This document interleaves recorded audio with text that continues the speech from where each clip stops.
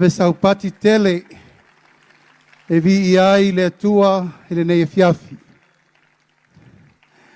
God is good all the time. E le lei le tua taimi uma. Amen. Ia ilo wanganga fa loalo o te tula iatu e fa fela iatu le paia mawalunga o Samoa ua poto poto i le nei tu lao le fiafi. O leo maea na pai pai urufanua ia mawhai upu fa feloai. E le fionga le sui komisina o mtanga luenga o leo leo. Pata alofa alo ia atuai le paia malu mawalunga Samoa poto poto i ona tulanga falupe. Malu fa tala le lei, malu fa le atunu, tainane mamalu fa le malo. Pia le tua le nei fiafi ua mawhai o na maua le lau lau ta ua le nei. E whai ai upu whai u o le tātou vaiaso lea uatea. Sa ta tala alo i ai le nei por kalame ta ua le tātou mtanga luenga. So ta wau ai le malo Samoa, ma le malo Australia, a wā le whātau nuina. O le por kalame le nei o le pui puia o Samoa, ma tunu o le Pasifika mai whaafita uli. Matu ia o upenga ta whailangi. Peta ua le cyber safety mo le atunu. Ai meise le Pasifika atoa. Le nei la fiafi o le aso le nei e whai ui nai. Le nei por kalame ta ua sa whengai. Ma le tātou mtanga luenga o leo leo, pui pui. Ai meise le tātou paanga o Australia. Le fiafi le nei whawhelo iatu i lau fionga le komisina. Ia lau sunga Will Robinson. Ia e maise le malo Australia. Mais tātou patele mo Australia. O le malo lo tātou whaipaanga, malo whamai a Samoa i ona vaenga esese. A lo maitawina le lātou fsosoani mo le mtanga luenga leo leo. I so se mea e ala i le puipuinga o Samoa.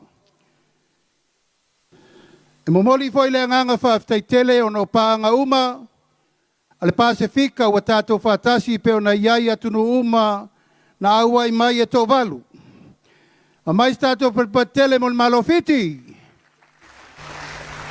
Mr. Pula Vinaka, whaftai le afio mai matala mai ao. A mais tātou perpati mo le malotonga, malo lelei, malo pito. A mais tātou perpatele mo le Cook Island, Yorana, Kiorana. Mais tātou patpati mo le malo Tuvalu. A mais tātou patpatele mo le malo Nauru. A mais tātou patpatele mo Tokerau. Malo ni. A mais tātou patpatele mo Amerika Samoa. Ia mai los tātou patpatele mo Samoa.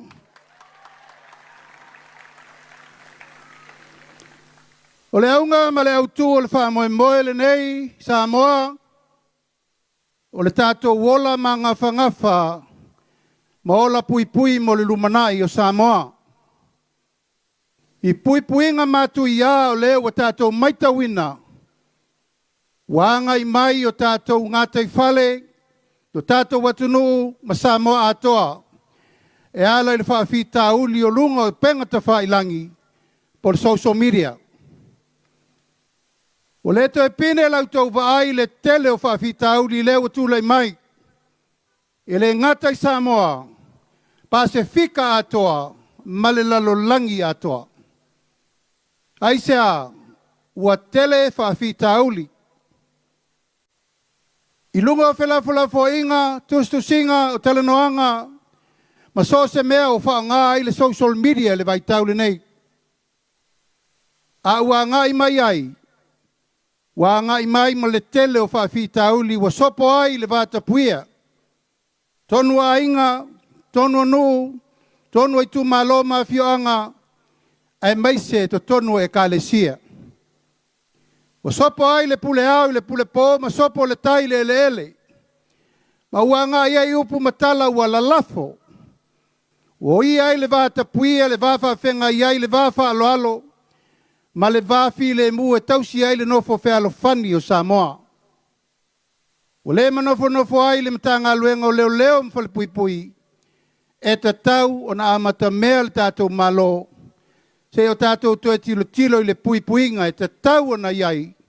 Si o tātou watunu. O le konferenisi le nei, wo se furu male lima tau sanga o tau mawhai mai, peitai. Wa tātou wa aia le whao popoina, ma le malosi wa saupea. O leo wa tātou mai tau ai le vai tau le nei. Ua matua i tele ai whaafita auli. Tele le vevesi upu matala. Tele wha matalanga i lunga upenga ta whailangi. Ma ua le maua ai se to fia maalie i to tonu o si o tātou watunu. E le ngata i upu whai o malo. Whelafolo inga i tu malo manu. E o foi le kalesia. O fo i tu langa la matia o le vana nofo ma le vata puia. If you ever wanted to start your own clothing brand, but you didn't want to buy inventory, handle. O fo i tu langa la matia o le vana nofo ma le vata puia. Le ala lea, o manatu ai le pulenga, an tanga luenga, leo leo mfale pui pui, ai maise le malo Australia.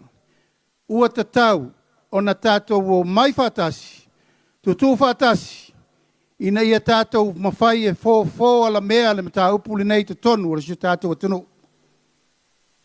O le tūlanga siri na tā ua le tausanga le nei, ua whao popo i ai ma le lalango a le wha kerisiano. A mais tātou patpatele mo le Hosana Ministry, ai mai se le kalesia. Ono le lalango mai ma le talitonunga. O wheanga i aia tātou upu matala whaale tangata. Ma whaale lalolangi. A tātou iai lo ma le atua. Wa le atua iai seisi e whaasanga tau mai. O lono winga o inae ave u mai le tātou mata tau i le li. E ala i upu lafo. Ma upu sona whai. Ma upu whaaluma luma. Ma upu whaatau emu. Ma upu whaatupu vevesi. E lapati ai lo tātou soifuanga sa tātou masani mai ai. Na o ai tātou e o tātou matua. O le upu masani a le atunu. O tama manu. E whawhanga i funga o la au. A o tama tangata. E whawhanga i upu matala. O le whamanatu ma losi le nai le fiafir nei.